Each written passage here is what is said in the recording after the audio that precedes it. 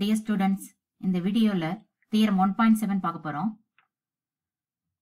Reversal law for inverse. Statement: if A and B non-singular matrices of the same order, then the product AB is also non-singular and AB whole inverse equal to B inverse A inverse. Assume that A being non-singular. Assume that A and B are non-singular matrices.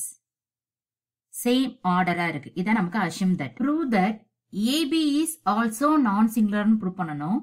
And second one, AB whole inverse equal to B inverse A inverse singular. Since A is non-singular அப்படினா நமக்கு determinant of A not equal to 0 இருக்கும். A inverse exist ஆகும். And B யும் non-singular matrices தான். B is non-singular. Therefore, determinant of B not equal to 0. B inverse exists. So, A யும் non-singular, B யும் non-singular.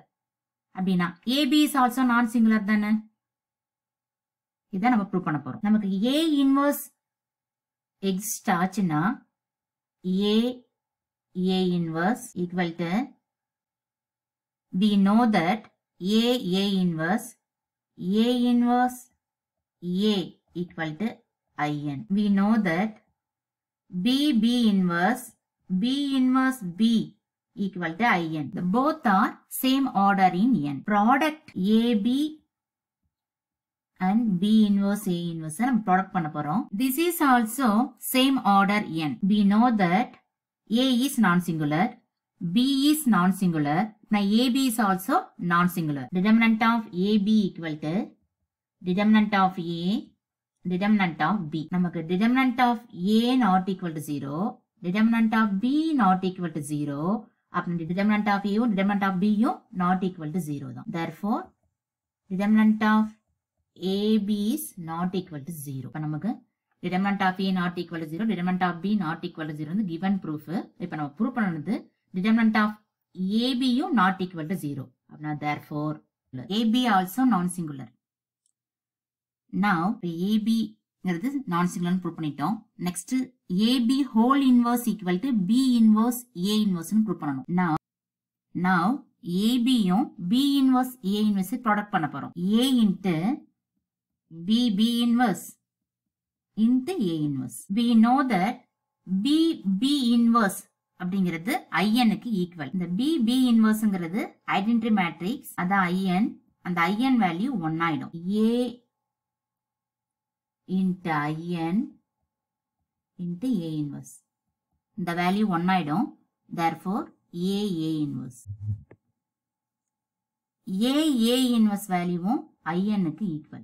Next, B inverse A inverse into AB. இந்த ரெண்டு condition product பண்ணுங்க.